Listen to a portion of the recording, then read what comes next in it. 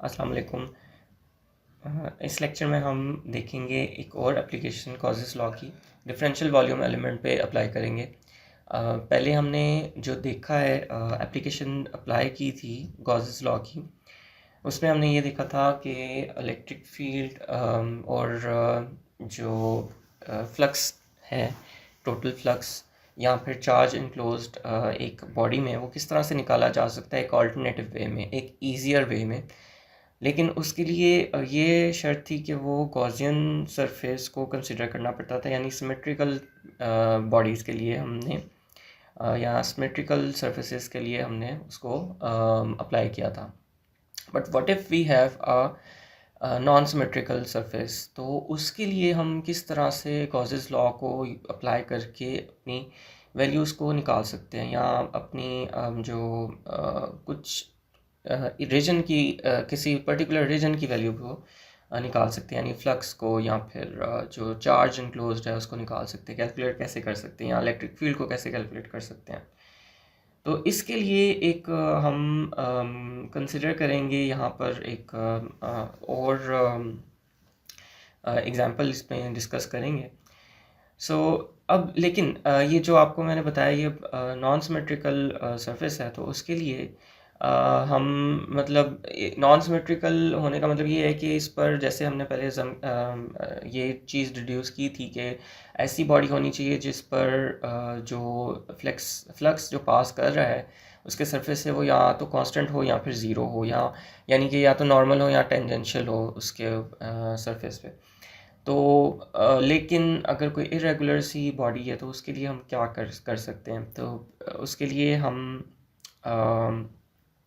हम उस तरह का इंटीग्रल तो सॉल्व नहीं कर सकते, लेकिन हम ये कर सकते हैं कि जो ये कंसिडर कर सकते हैं कि ये जो वो डी है उस पे मतलब एक इतना छोटा पोर्शन उस रीजन का लेंगे जिसमें जो डी या फ्लक्स डेंसिटी है वो हम ये कंसिडर करेंगे कि ये ऑलमोस्ट कांस्टेंट है ओवर द एंटायर सरफेस। और इसमें अगर छोटा चेंज, थोड़ा सा चेंज उस रीजन में आए, चेंज का मतलब ये कि हम एक जगह से दूसरी जगह मूव करें, तो वो जो स्मॉल चेंज है उसको रिप्रेजेंट करने के लिए हम वो वैल्यूज़ जो हैं वो कैलकुलेट करेंगे। यानी अगर आपका for example total volume v है, तो उसमें अगर थोड़े से चेंज के बाद, यानी थोड़े डिस्टेंस के बाद हम वॉल्यूम फाइंड करना चाहें या देखना चाहें, तो वो डेल्टा v कहलाएगा। और जो उस चेंज में अगर फॉर एग्जांपल आपके पास रेक्टेंगुलर कोऑर्डिनेट सिस्टम है, उसके अंदर एक्स वाई और जी कोऑर्डिनेट्स होते हैं, तो जो स्मॉल चेंज वाला रीजन है वो रिप्रेजेंट होगा with delta x, delta y and delta z. Just like हमने फर्स्ट जो लेक्चर था उसके अंदर हमने डिस्कस किया था एक स्मॉल डिफरेंशियल वॉल्यूम, यानी डेल्टा वी को डिस्कस किया था। इसमें डेल्टा एक्स, डेल्टा वाई और डेल्टा जी लिया था फॉर रेक्टेंगुलर कोऑर्डिनेट सिस्टम, और उसके हिसाब से हमने इक्वेशन एक जो है वो निकाली थी। तो उसी तरह की चीज़ अगर हम कंसिडर करें, तो इससे हम जो है वो एक स्मॉल रीजन का या स्मॉल चेंज में जो डिफरेंशियल वॉल्यूम है उसको, या जो चार्ज इनक्लोज्ड है उस रीजन में, उसको हम कैलकुलेट कर सकते हैं। सो अब फॉर दैट अब ये कंसिडर करें कि एक स्मॉल पॉइंट है P, रेक्टेंगुलर कोऑर्डिनेट सिस्टम में पड़ा हुआ है, ठीक है। और इस P को रिप्रेजेंट करने के लिए, या इस जो पॉइंट है इस पर फ्लक्स डेंसिटी को, या फिर इस स्मॉल रीजन पे, और ये ऐसा पॉइंट है जिस पर जो कि इरेगुलर जो है वो बॉडी पर है, तो हम इसके लिए अब कैलकुलेट करेंगे बाकी जो फ्लक्स डेंसिटी है और इलेक्ट्रिक फील्ड है उसकी वैल्यूज़ को। वैसे हम अगर एक चीज़ निकालें तो दूसरी चीज़ ऑटोमेटिकली हमारे पास उस इक्वेशन से जो इनका रिलेशन है उससे निकल जाती है। अब ये चीज़ है कि हम क्योंकि इसके इर्द गिर्द हमने क्योंकि जब गॉसेस लॉ अप्लाई करना है, तो उस रीजन, जिस रीजन के लिए हम वो निकाल रहे हैं, उस रीजन को इनक्लोज करना पड़ता है एक क्लोज सरफेस से। तो इस केस में क्योंकि हम ये कंसिडर कर रहे हैं कि ये जो इनक्लोजिंग सरफेस है ये बहुत ही छोटा है, तो हम एक क्यूबिकल फेस कंसिडर कर सकते हैं। अब इतना छोटा कि ये जो रीजन है टोटल ये डेल्टा एक्स से रिप्रेजेंट हो सकता है, ये डेल्टा वाई से रिप्रेजेंट हो सकता है और डेल्टा जी से रिप्रेजेंट हो सकता है इन 3 डायमेंशंस में, ठीक है। तो अब ये अज्यूम करें कि ये इसके बिल्कुल सेंटर में पड़ा हुआ है, तो सेंटर में जब पड़ा होगा तो वैल्यूज़ जो हैं वो वेरी किस तरह से करेंगे इसको भी अभी देखते हैं। So let us consider point P located by a rectangular coordinate system. The value of D at the point P may be expressed in rectangular components. अब जो flux density है इस point पर, इसको हम rectangular components में इस तरह से represent कर सकते हैं, यानी flux density in the x direction and its unit vector plus flux density in the y direction and its unit vector and flux density in the z direction and its unit vector. तो इन तीनों का सम होगा ये total flux density, ये तो हमें already पता है। अब लेकिन ये होगी क्या, किस तरह से इसको निकाल सकते हैं, वो हम एक्चुअल जो फिगर आउट करने वाली चीज़ है वो ये है। सो अब इस क्लोज सरफेस को हम एक स्मॉल रेक्टेंगुलर बॉक्स की तरह एज्यूम करते हैं जो कि पी पर सेंटर्ड है, ठीक है। अब इनकी साइड्स की लेंथ जो है वो डेल्टा एक्स, डेल्टा वाई और डेल्टा जी जैसे आपने अभी इसमें देखी भी है।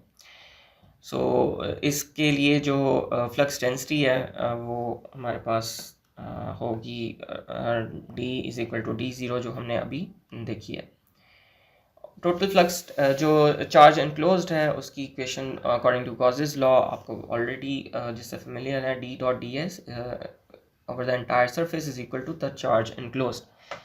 सो हमने अगर चार्ज एनक्लोज निकालना है तो उसके लिए हमें इस साइड को इवेल्युएट करना पड़ेगा। अब क्योंकि हम इंटीग्रल को इवेल्युएट करना चाहते हैं और हमने क्योंकि सारी साइड्स को देखना है और सारी साइड्स को इस सेंस में देखना है कि क्योंकि ये एक बहुत ही स्मॉल रीजन है, डेल्टा एक्स, डेल्टा वाई और डेल्टा जी जिससे रिप्रेजेंट हो रहा है।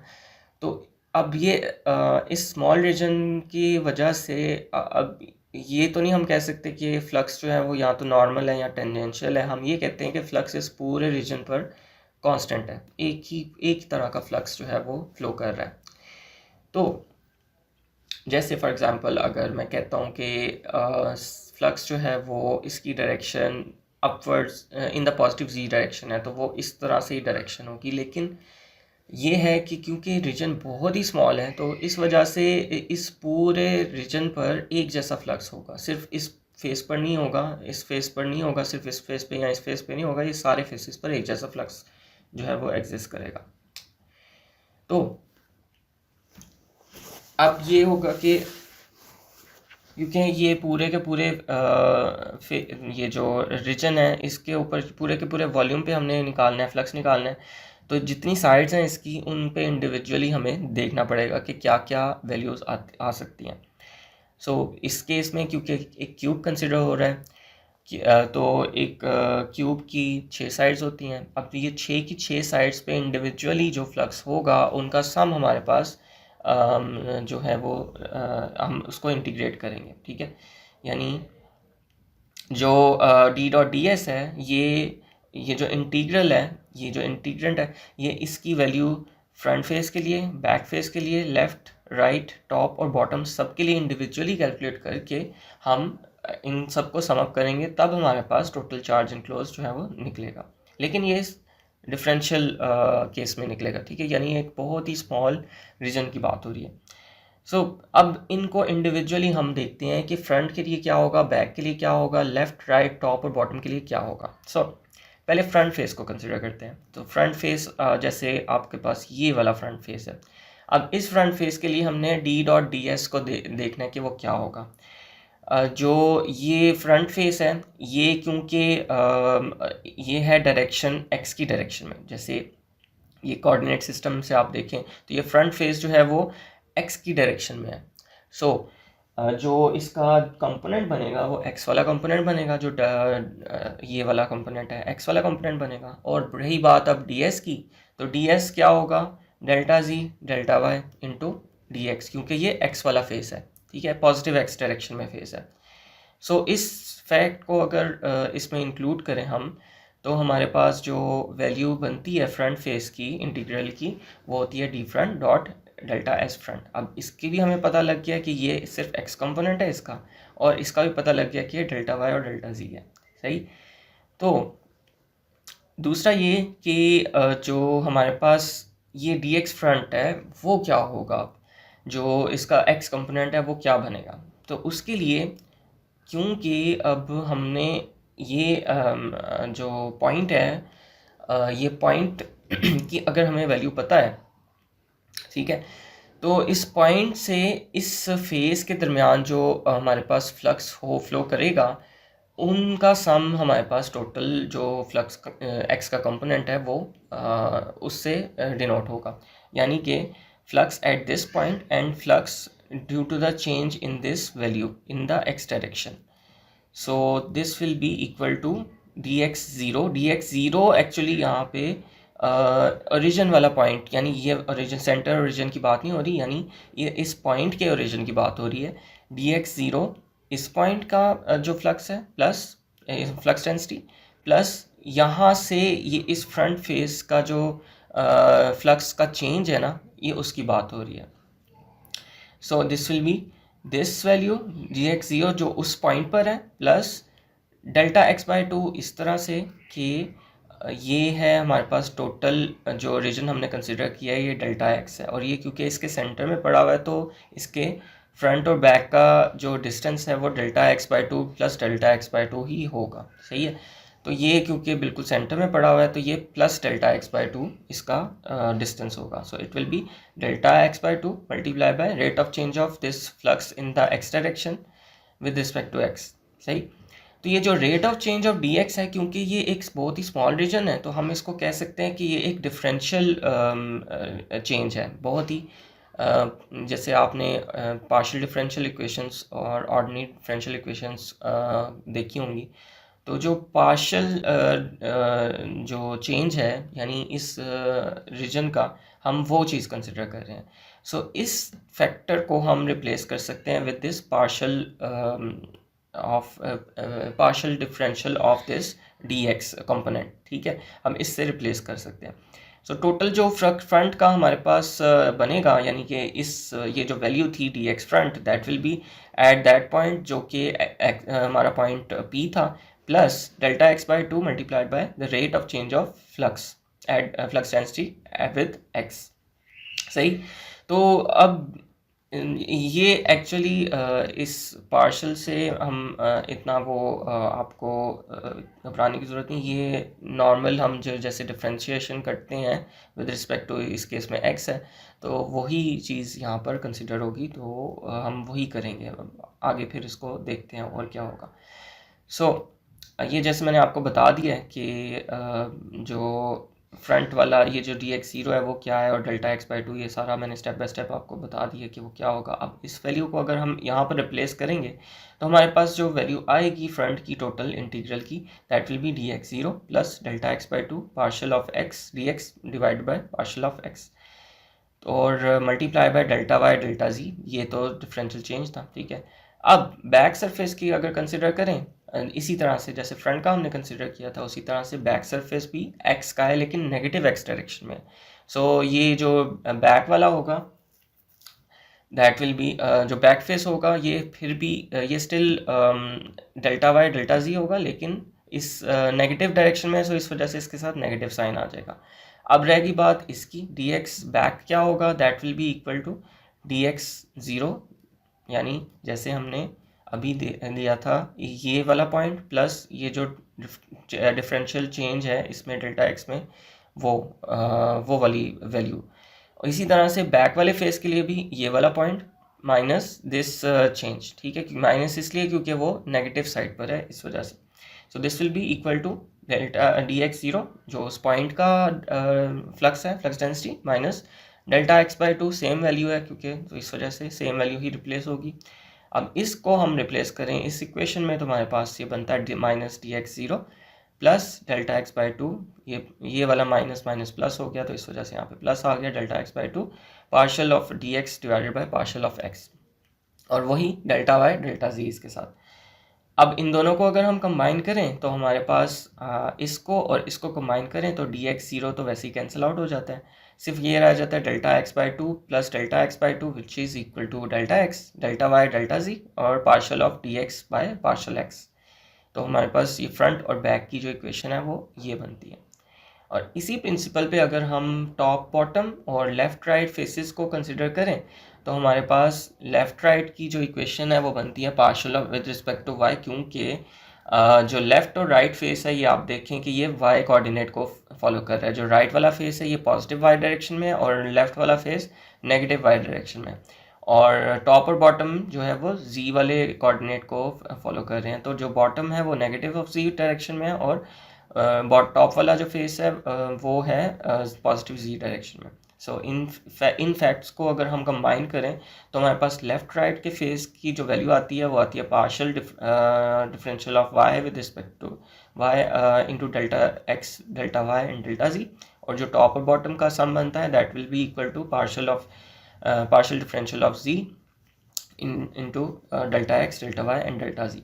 और हमने क्योंकि total D dot D s निकालना है तो इन तीनों का सम, इन तीनों इक्वेशंस का सम आएगा।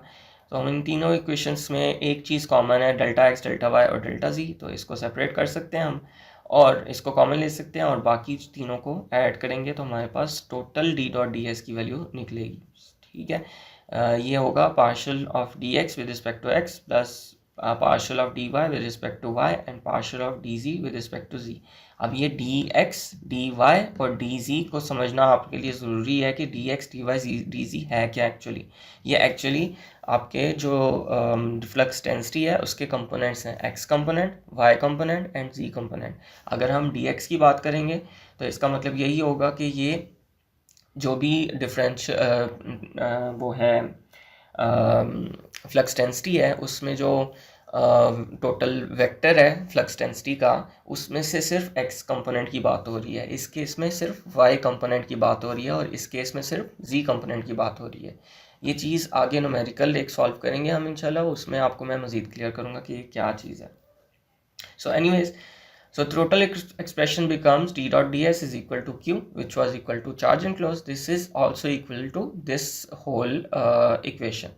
So this this expression is an approximation which becomes better as delta v becomes smaller, and in the following section we shall let the volume delta v approach 0. So यहाँ पे ये approximation है कि approximately charge enclosed यहाँ जो flux है total वो कितना होगा, ये एक अप्रॉक्सीमेशन है, एग्जैक्ट वैल्यू नहीं है। So for the moment we have applied Gauss's law to the close surface surrounding the volume element delta v and we have the as a result approximation stated that change charge enclosed in this volume delta v. अब ये चीज़ को ध्यान में रखना ज़रूरी है कि ये चार्ज एनक्लोज्ड है इन अ स्मॉल वॉल्यूम एलिमेंट। ठीक है, जो आपने पहले किया है डी डॉट डी एस वैसे हमने निकाला था फॉर सिमेट्रिकल सरफेसेस जैसे कि सिलेंडर है या स्फीयर है, उन केसेस में जो हम टोटल चार्ज जो है वो निकाल रहे थे, इस केस में हम टोटल चार्ज निकाल रहे हैं लेकिन स्मॉल रीजन के लिए, यानी डेल्टा वी के लिए, स्मॉल वॉल्यूम एलिमेंट के लिए। So total charge will be partial dx over partial x plus partial dy over partial y plus partial dy z over partial z, और ये whole term multiplied by the volume delta v, जो भी volume है। So इस चीज़ पर note ना करें, जो वॉल्यूम आएगा वो हम इसको यूज़ करेंगे। So ये तो था इसका टोटल ओवरव्यू कि हम गॉसेस लॉ को यूज़ करके एक स्मॉल वॉल्यूम एलिमेंट का किस तरह से चार्ज इनक्लोज या फ्लक्स डेंसिटी इवन या फिर इवन इलेक्ट्रिक फील्ड कैसे निकाल सकते हैं। क्योंकि हम कोई एक फैक्टर निकाल लें, अब तक आपको ये आइडिया हो जाना चाहिए कि कोई एक फैक्टर हम निकाल लें तो दूसरा फैक्टर उसके साथ किस तरह से रिलेट करता है। तो अब इससे रिलेटेड एक न्यूमेरिकल करते हैं जो एग्जांपल है, और बाकी एक ड्रिल प्रॉब्लम है, इसको भी सॉल्व करके मैं आपको बताता हूँ कि ये किस तरह से करना है, और इस टॉपिक को वाइंड अप करते हैं। सो यहाँ पे क्वेश्चन ये गिवन है कि find an approximate value for the total charge enclosed in an incremental volume of 10⁻⁻⁹ metre cube located at the origin अब if d is equal to this value. So अब यहाँ पे प्रॉब्लम समझना ज़रूरी है कि प्रॉब्लम है क्या। प्रॉब्लम ये है कि एक फ्लक्स डेंसिटी का वेक्टर गिवन है और हमने फाइंड ये करना है कि एक अप्रॉक्सीमेट वैल्यू फाइंड करनी है टोटल चार्ज की उस इंक्रीमेंटल वॉल्यूम में, जो कि है ये छोटी वैल्यू। अभी यहाँ से आपको ये आइडिया हो जाना चाहिए कि ये इंक्रीमेंटल वैल्यू की बात हो रही है, तो इसका मतलब ये है, और ये वैल्यू भी बहुत छोटी है जैसे आपको नज़र आ रहा है, तो इसका मतलब यही है कि ये अप्रॉक्सीमेशन है, अप्रॉक्सीमेट वैल्यू हमने निकालनी है। एक इरेगुलर शेप है, तो उस शेप पे जो इस रीजन में, इस वॉल्यूम रीजन से जो फ्लक्स फ्लो कर रहा है, उसमें टोटल चार्ज यानी निकालना है कि वो कितना है उस रीजन से। उस केस में फ्लक्स डेंसिटी गिवन है, और हमारे पास जनरल इक्वेशन गिवन है कि जो total charge enclose in this volume element is given by this value. अब यहाँ पे हमारे पास ये फैक्टर गिवन है, इसको हमें निकालना पड़ेगा कि ये कैसे निकलेगा। अब इसमें जैसे मैंने बताया था, ये एक्स कंपोनेंट के पॉइंट ऑफ व्यू से है, ये वाई और ये जी के हिसाब से। तो यहाँ पर अब देखें कि एक्स कंपोनेंट यही है, ठीक है, वाई कंपोनेंट ये गिवन है और जी कंपोनेंट ये गिवन है। और यहाँ पे यूनिट्स जो है वो ज़रूर नोट करें कि वो क्या गिवन है। यहाँ पे कूलम पर मीटर स्क्वायर है, यहाँ हो सकता है कि पिकोम कूलम भी दिया हो सकता है, नैनो कूलम दिया हो, ये डिपेंड करता है कि क्या है। सो अब हम निकालेंगे पहले ये वाला factor, partial of D x by partial of x. ये सिंपली डिफ्रेंसिएशन हमने करनी है with respect to x. So e rest power minus x की जो डिफ्रेंसिएशन है वो आपको ऑलरेडी पता है कि ई रेस्ट पावर माइनस एक्स होती है, multiplied by this power factor जो है उसकी डिफ्रेंसिएशन। सो इसकी डिफ्रेंसिएशन आती है -1, so it will be minus e rest power minus x into sine of Y. तो ये इसकी थी partial of D X with respect to X, ठीक है, ये इसकी वैल्यू आ गई। अब सेकंड टर्म है partial of D Y with respect to Y. So अब ये हमारे पास y कंपोनेंट है, इसका विद रिस्पेक्ट टू y हमने निकालना है, पार्शियल डिफरेंशिएशन करनी है।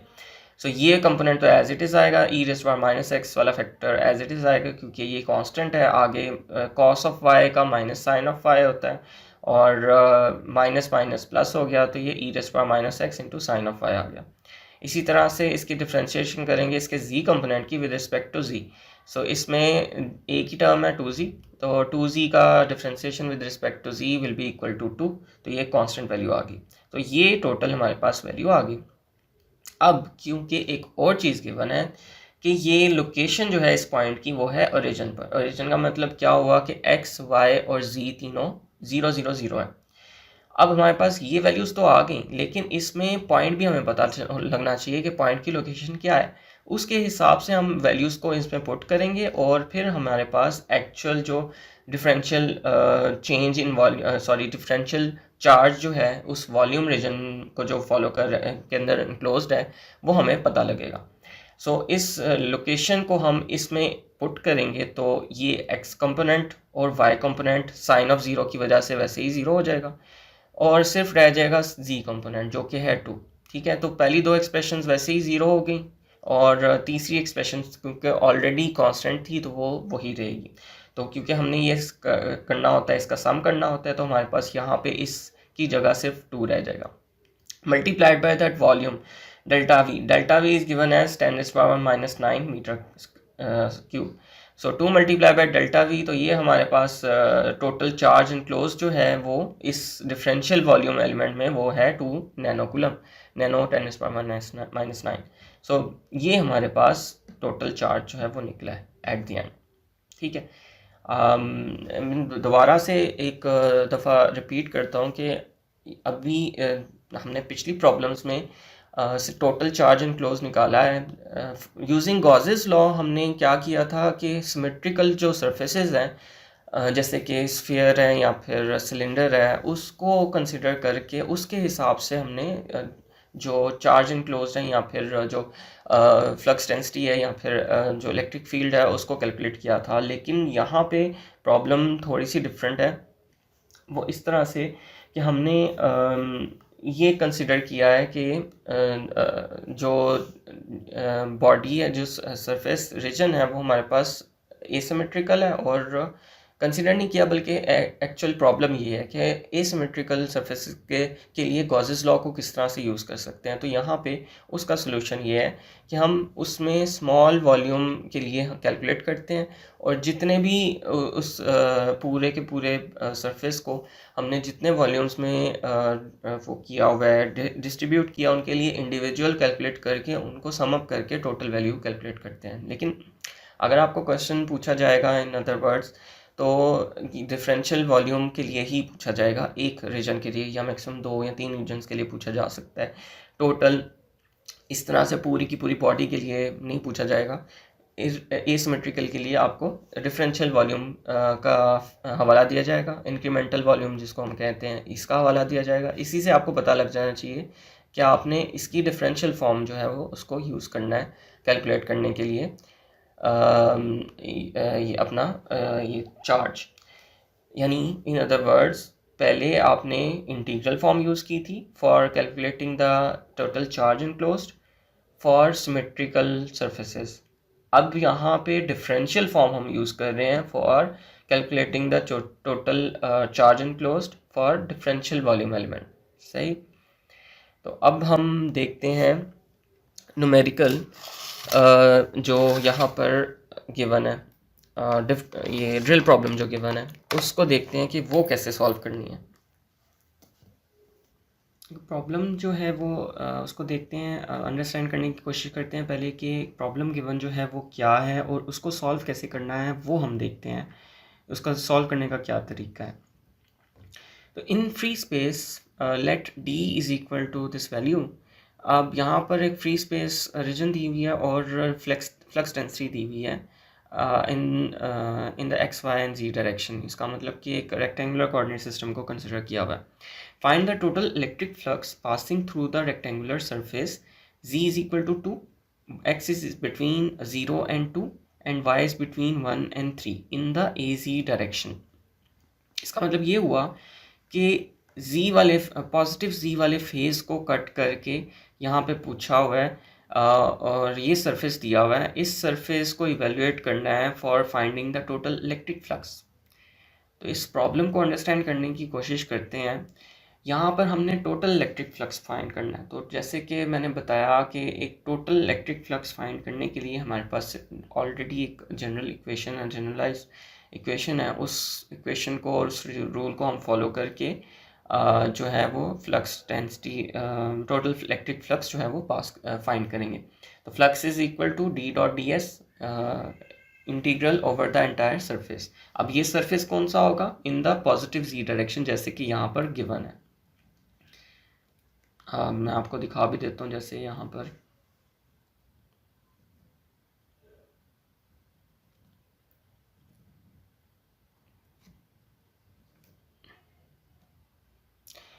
जैसे रेक्टेंगुलर कोऑर्डिनेट सिस्टम का ये क्यूब बना हुआ है, तो इसमें पॉजिटिव जी वाला ये फेस बनेगा। इस फेस को जो सरफेस कट करेगा, यानी फ्लक्स कट करेगा, उसके लिए हमने फ्लक्स पास जो फाइंड करना है, यानी कि इस फेस से जो फ्लक्स पास करेगा उसके लिए हमने फ्लक्स को कैलकुलेट करना है, इस सरफेस पे टोटल फ्लक्स कैलकुलेट करना है।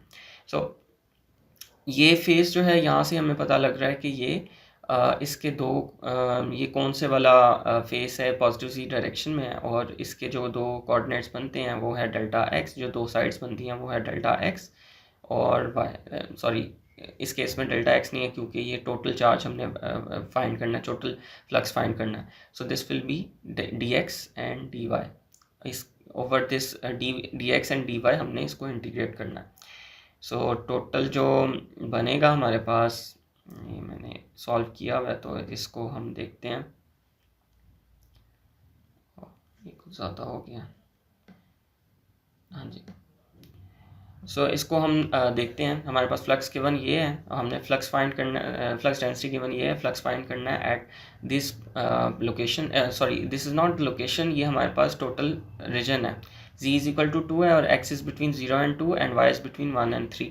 अब AZ जो सरफेस है उसके अकॉर्डिंगली हमने करना है। तो total flux is given by this equation D dot D S.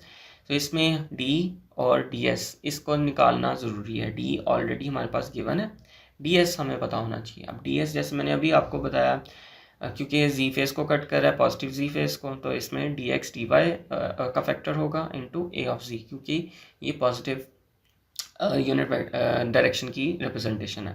So D S ये बनेगा और डी हमारे पास ये है, तो इनको इक्वेट करेंगे इक्वेशन में with respect to x and y, क्योंकि यहाँ पे एक्स और वाई के हिसाब से इंटीग्रेशन होगी जैसा कि हमें पता लग रहा है। सो ये वाली और ये वाली इक्वेशन का डॉट प्रोडक्ट लेंगे तो हमारे पास ये दोनों वैसे ही कट हो जाएंगी। ऑलरेडी आपको पता है कि सेम अगर यूनिट वेक्टर्स हों तभी उनका डॉट प्रोडक्ट 1 होता है, अगर डिफरेंट होंगे तो वो 0 होगा। तो x और y के साथ z का डॉट प्रोडक्ट 0 आएगा, सिर्फ z के साथ 1 हो जाएगा। सो यहाँ पे हमारे पास बचेगा जो फैक्टर वो होगा 16x² y z³ जो कि गिवन है इक्वेशन में। और ये चीज़ याद रखनी है कि ये पिको कूलम में है, तो इस वजह से ये वाला फैक्टर हमने भूलना नहीं है, क्योंकि आंसर टोटल फिर गलत हो जाएगा। ये हमने कूलम्स में निकालनी है इसकी वैल्यू। So with respect to x and Y, x और वाई की जो वैल्यूज़ गिवन है वही हम यहाँ पे इक्वेट करेंगे, एक्स वाई और जी तीनों की। सो इंटीग्रेट हम करेंगे with respect to x and Y, X की value from 0 to 2 and Y की वैल्यू फ्रॉम 1 to 3। इनको पुट करेंगे इंडिविजुअली और इसको इंटीग्रेट करेंगे तो हमारे पास टोटल रिजल्ट आता है कुछ इस तरह से 170.68 z³ पिको कूलम। अब क्योंकि z टोटल सरफेस का फाइंड करना है, z की वैल्यू भी हमें गिवन है, तो z की वैल्यू 2 है, तो z की वैल्यू 2 पुट करेंगे तो हमारे पास टोटल फ्लक्स जो आएगा that will be equal to 1365 pico coulomb. So लेकिन ये चीज़ याद रखें कि क्वेश्चन जो गिवन था उसमें उसके अंदर हमें टोटल फ्लक्स ही फाइंड करने के लिए कहा हुआ है। ये डिफरेंशियल वॉल्यूम के लिए हमने नहीं फाइंड करना है, या इंक्रीमेंटल वॉल्यूम के लिए हमने नहीं फाइंड करना था, तो टोटल फ्लक्स इतना ही निकलेगा जितना पूछा हुआ है। सेकेंड पार्ट में फाइंड करनी है हमने electric field at this point. अब ये पॉइंट गिवन है और इलेक्ट्रिक फील्ड फाइंड करनी है, तो इलेक्ट्रिक फील्ड, और इसके लिए आपको ऑलरेडी पता है कि इलेक्ट्रिक फील्ड और फ्लक्स डेंसिटी का क्या रिलेशन है। They are related by a factor epsilon naught. So उसी फैक्टर को यूज़ करके हमारे पास फील्ड ऑलरेडी गिवन है और इस पॉइंट के लिए हमने निकालना है, तो ये पॉइंट हम एक्स वाई जी पुट करेंगे इस इक्वेशन में और हमारे पास टोटल वैल्यू आएगी। तो वो देख लेते हैं। Find E at this point. So we know that D is equal to epsilon naught multiplied by E. So epsilon naught की वैल्यू है 8.854 into 10⁻12 और E की वैल्यू निकलती है D over this factor। अब उसके लिए D के अंदर पॉइंट्स को इक्वेट करना है, क्योंकि पिको में ये भी याद रखना है। ये पॉइंट को इक्वेट करेंगे, x, y और z की वैल्यू को इसके अंदर प्लेस करेंगे तो हमारे पास D की वैल्यू ये निकलती है इन पिको कूलम्स। तो E की वैल्यू क्या निकलेगी? E की वैल्यू होगी D divided by 8.854 into 10⁻12। 10⁻12 cancel out हो गया और हमारे पास E की वैल्यू जो रिमेनिंग है वो ये निकलती है। So this was easy enough I guess. तीसरा जो पार्ट है इसमें हमने फाइंड करना है approximate value for the total charge contained in an incremental sphere located eight this point and having a volume of 10⁻12। अब इसी वैल्यू से, वॉल्यूम की वैल्यू से आपको पता लग जाना चाहिए कि यहाँ पे इंटीग्रल फॉर्म यूज़ नहीं होगी गॉसेस लॉ की, यहाँ पे डिफरेंशियल फॉर्म यूज़ होगी। ठीक है, शायद जहाँ पे इंक्रीमेंटल चेंज या फिर डिफरेंशियल वॉल्यूम की बात हो रही है वहाँ पे हम डिफरेंशियल जो इसकी फॉर्म है गॉसेस लॉ की उसको यूज़ करेंगे। सो पॉइंट भी हमारे पास गिवन है, पॉइंट वही है उसी पॉइंट पर, लेकिन इंक्रीमेंटल स्फीयर के लिए। सही, तो उसके लिए अब देख लेते हैं कैसे सॉल्व हुआ है। सो उसके लिए charge enclose in the volume हमें ऑल पता है कि ये इस इक्वेशन के बराबर है। डेल्टा वी की वैल्यू गिवन है, ये वैल्यूज हमने निकालनी है। तो हमारे पास जो इक्वेशन है डी की दैट इज़ दिस इक्वेशन, इसका एक्स कंपोनेंट ये है, वाई कंपोनेंट ये है और जी कंपोनेंट ये है। इनको सेपरेट करके इनका डिफरेंशियल निकालेंगे with respect to X, Y and Z. इसका विद रिस्पेक्ट टू एक्स अगर हम निकालें, डिफरेंशियल निकालें, तो दिस बिकम्स 8yz⁴ इंटू 10⁻12 क्योंकि ये पिकोस में है। इसी तरह से इसका y कंपोनेंट का हम विद रिस्पेक्ट टू y निकालें तो ये 0 निकलता है क्योंकि y है ही नहीं है। और z का निकालें तो विद रिस्पेक्ट टू z तो हमारे पास निकल आता है 3 × 16 इंटू x² yz², तो ये आता है 48x² yz² इंटू 10⁻12। अब ये तो था इसका इनके वैल्यूज़। अब हमने इनको सम अप करके वॉल्यूम के साथ इंक्रीमेंटल वॉल्यूम के साथ मल्टीप्लाई करना है। सो इस पॉइंट को भी इक्वेट करना है इसके अंदर, इन पॉइंट्स को इक्वेट करेंगे इनके, क्योंकि y ऑलरेडी 0 है तो उसको तो हम कंसिडर नहीं करेंगे। x और y z का निकालेंगे, तो x का हम निकालें तो हमारे पास ये वैल्यू निकलती है, y को निकालें तो ये वैल्यू निकलती है। So charge enclose will be the sum of these two और मल्टीप्लाइड बाय 10⁻⁻12 और multiply by 10⁻⁻12, this was delta v which was given. So इन दोनों को करें, अगर मल्टीप्लाई तो 10⁻⁻24 निकलता है और इनको ऐड अप करें तो 2376 निकलता है। सो इसमें या तो इसी तरह से इसको रहने दें या फिर इसको मज़ीद चेंज कर लें, ऐसे भी ठीक है ऐसे भी ठीक है, doesn't matter. So I hope ये अंडरस्टैंडेबल है न्यूमेरिकल आपके लिए, और इस न्यूमेरिकल से आपको थोड़ा आइडिया हो जाना चाहिए कि हम कौन सी चीज़ किस तरह से, कौन सी चीज़ निकालने के लिए कौन सा अप्रोप्रिएट वे है उसकी वैल्यूज़ को ड्राइव करने का। ठीक है, बाकी अगर कोई क्वेश्चन है तो आप ज़रूर पूछें, और बाकी फिर हम नेक्स्ट टॉपिक इंशाल्लाह डिस्कस करेंगे।